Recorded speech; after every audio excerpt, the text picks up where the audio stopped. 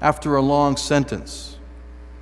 What would our city be like if the number of people who believed in this treasure, if the number of people who believed in this gospel, in this Christ, grew by 2 or 3 or 4 or 10 times in the coming years? What changes do you think you'd see in this city if lives were changed in that magnitude?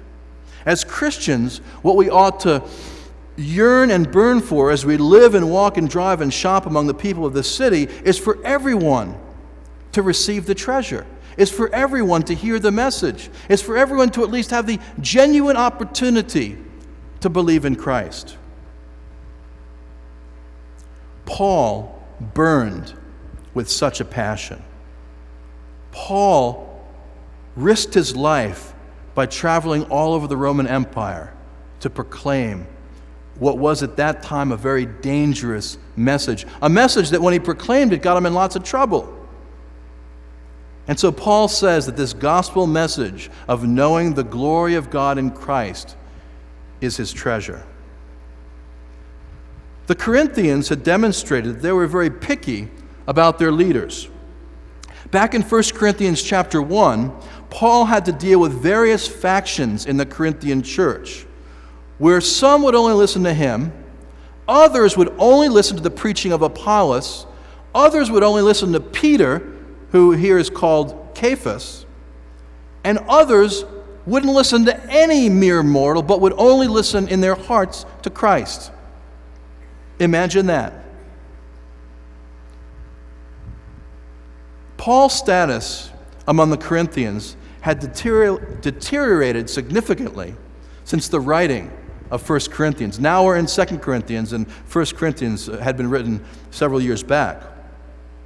For now, in the situation of 2 Corinthians, besides the inside rabble-rousers, there had come into the church outsiders influencing the church and denouncing Paul.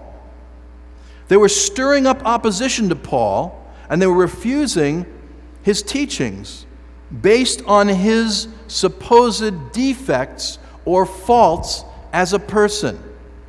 So they were refusing to hear the message based on who they perceived Paul to be, as a man with faults, as a man with weaknesses, as a man with deficiencies.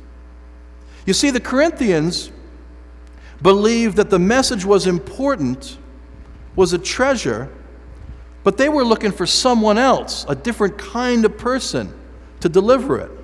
Paul's response was to say, yes, I'm defective, I'm faulty, but aren't we all? And just as the gospel was first brought to us in a human being, it is to us humans that God has now entrusted his message. But the Corinthians were asking questions like, how in the world could such a small, weak man like Paul and his ragtag band of supporters possibly be God's choice to carry the gospel? Wouldn't God have chosen someone bigger and better than Paul? Perhaps a proper priest, or maybe a dynamic political leader to bring such an important message? The problem for some was that Paul and his gang had been carrying around this precious treasure in a brown paper wrapper. Kind of like wrapping a Rolex watch in newspaper. The two facts did not seem to fit side by side for the Corinthians. That there was this great treasure of God's message, but it was contained, it was carried by plain men, brown paper wrapper men like Paul and Apollos and his band. Paul and his friends did not seem to be the sort of people, so the Corinthians thought, that God would entrust with his crown jewels. And I, along with many of my fellow pastors, fall into the same boat. I'm not the sort of person, I don't think, you'd pick out of a crowd to be up here in your pulpit week after week. And many of my colleagues fall into the same boat. You'd look at the crowd, and just like they looked, they were looking for a king in ancient Israel. And they all went by, and finally God's choice was announced. And it wasn't the likely choice. It wasn't the firstborn son. It wasn't the biggest son. It wasn't the best speaker. It was little David.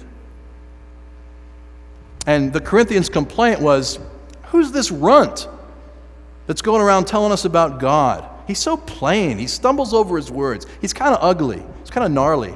Who is this guy?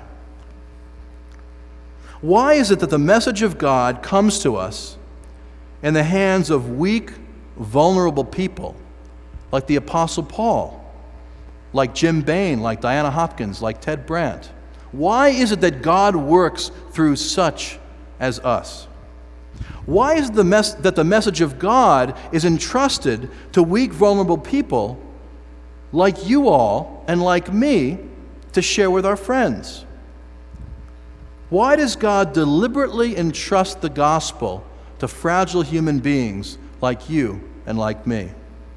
Paul gives the answer here in verse 7, so that it might be abundantly clear that the power of God's treasure, God's gospel, is at work, and not the power of any powerful person.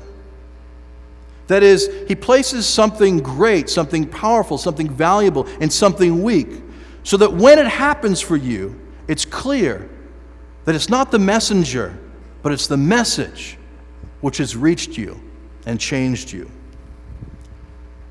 People are human. That's an obvious statement, isn't it?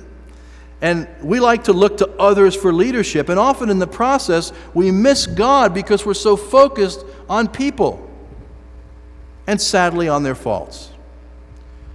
So in response to that weakness of people who place their trust in others and not God, God's way is to call the riffraff, the common, the ordinary people of the world to carry his message. Ever notice that when a celebrity delivers a message, you're focused on the celebrity and not the message? How many of you would really listen to what Tom Hanks had to say if he were standing here today?